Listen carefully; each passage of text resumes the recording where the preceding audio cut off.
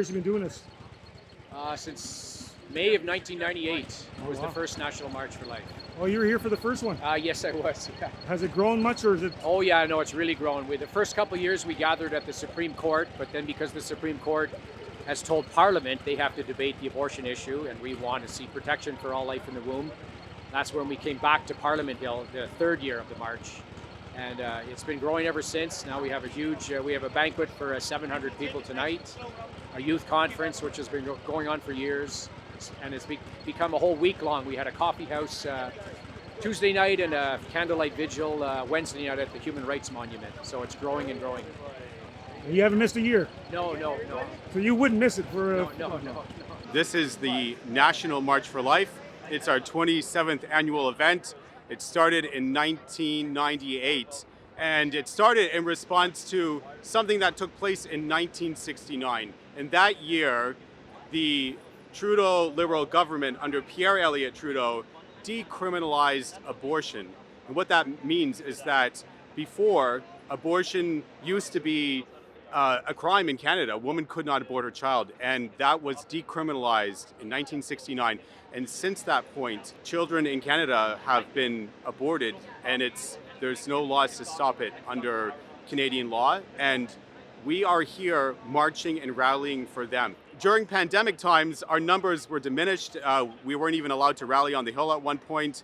In our heyday, about 7 years ago, we had as many as 20,000 people who showed up on this hill.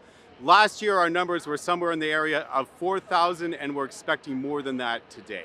Catch up with Jesus. Let us praise and relish him because he loves me from my head to my toes. So I'm a Catholic missionary from Montreal, and I sell Jesus t-shirts, and I try to put some humor in there. I try to make them cool, like this Jesus tied one right here. Jesus gets tough sin out, So I also have, I sell hats, Jesus Strikes Back. So I mix Jesus with pop culture, try to make it a little cool. They call me the Jesus man in Montreal, and I go like this.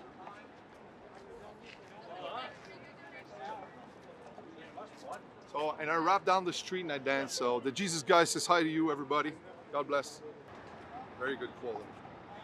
There you go. Yeah, perfect. That's perfect? Okay. So here. Oh, it's really 20 bucks. 20 bucks, yeah. I owe you 30. I'm not a priest, I'm a missionary, I'm like you, except that I engage myself, like Vatican II says, engage yourself for Christ. So even if you're not a priest, it doesn't matter. You can still preach about Jesus, as long as you don't say things contrary to the teaching of the Catholic Church, because I'm Catholic. So what I'm saying doesn't come from me, it comes from God and the Church. As for the Jesus guy, yes, I do mix Jesus with pop culture, but I don't invent stuff about Jesus. This is a very polarizing subject. Can you talk about that, the aspects and some of the factors that cause this polarization? Yes, this is a polarizing issue because people have forgotten about the baby who is behind the abortion.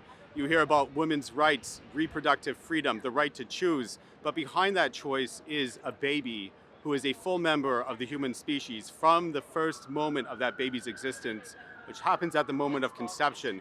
These are our brothers, these are our sisters, these are our fellow citizens, and they have a right to life as much as you or me or anyone else. And so we're here today standing for them, and it's true that everyone has the right to life. That's the first and foremost of rights, and that right cannot be superseded by any other rights. Unborn babies have the right to life as well. It's given to them by God, and we are here to make sure that that right is given to them in the law. Let us remember the unborn, the vulnerable, the marginalized, whose voices too often go unheard. Obviously, the other side of the equation here is your body, my body. Problem with that is that the child in the womb is not the woman's body. So if a woman is pregnant with a male child who has a penis, that penis is not the woman's body. That male child is its own body, not the body of the mother. And so the mother doesn't have the right to make decisions over what happens to someone else's body. And when we're talking about the preborn child in the womb of the mother, we're talking about someone else's body, someone who has rights just like the woman has rights. Hey, abortion saves lives when it's killing millions of babies all over the world. And they don't have any, they talk about being for women's rights. They kill all the babies that are women, whether they're male or female. And sometimes because they're female, they kill them.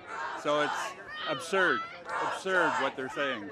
Basically, I've been hassled by the PPS the entire time I've been on the side, in part because of the shirt, which you're welcome to buy at therebelstore.com, by the way. These guys are on the pro-life side. They gotta be escorted out. They don't want to No, we do do not. that. I have a right to be here. They've actually separated us for a reason. I'm not on the pro-life side necessarily. I'm here in a Really? professional capacity. Really, yeah. Don't judge me on a I know t-shirt. who you are.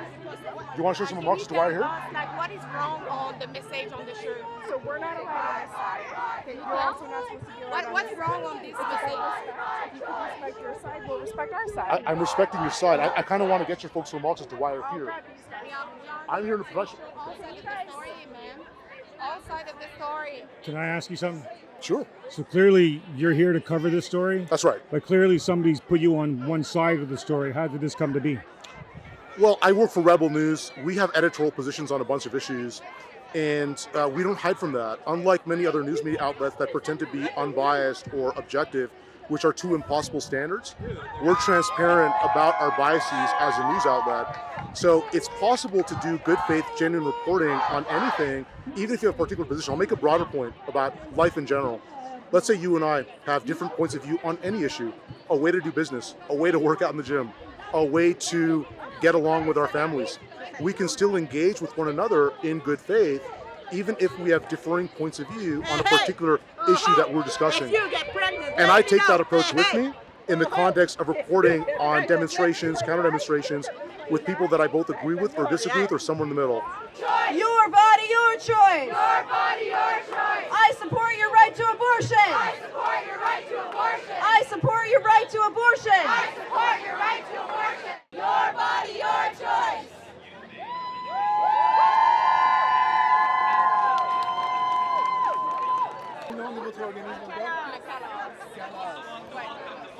I mean, the vast majority of Canadians believe that a woman should have the right to choose what she does with her body. And so that's encouraging, and it's important that we always defend that right and access to that right. We know that it is important for families and for women to be able to control when they decide, if they decide to have a child, and that's a very fundamental right that we want to defend. We just recently passed a bill that will allow for free birth control across the country, again giving women more ability to control their bodies. We think it's the right thing to do. Vous êtes ici aujourd'hui, il y a des manifestations, des manifestants pro-choix.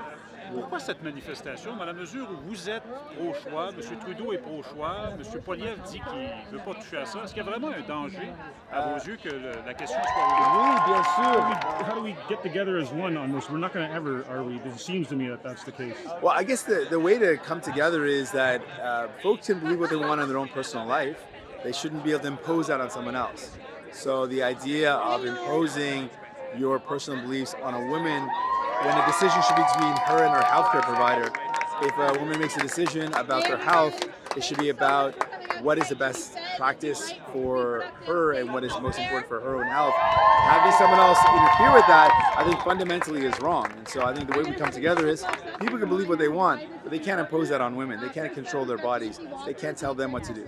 I am Leah Gazan, and I'm the proud member of Winnipeg Centre and a proud member of the New Democratic Party, the party that has always stood with the right to choose.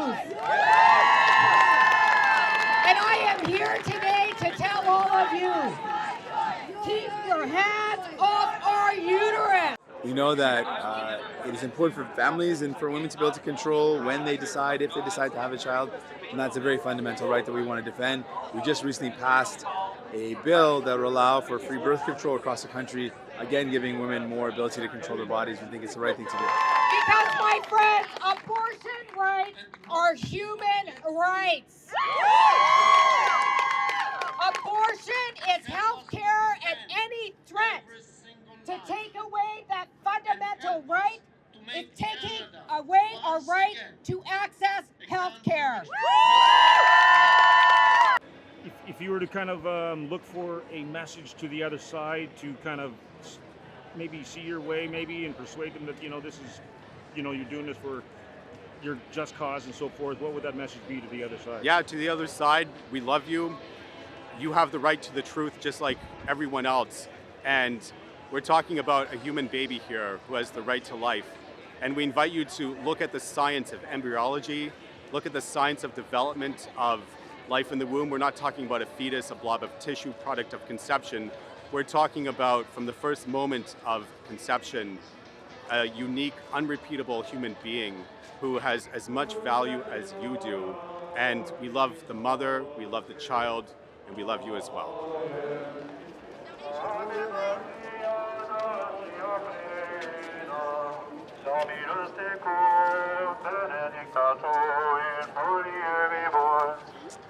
Benedictus, propter Ventris Doi,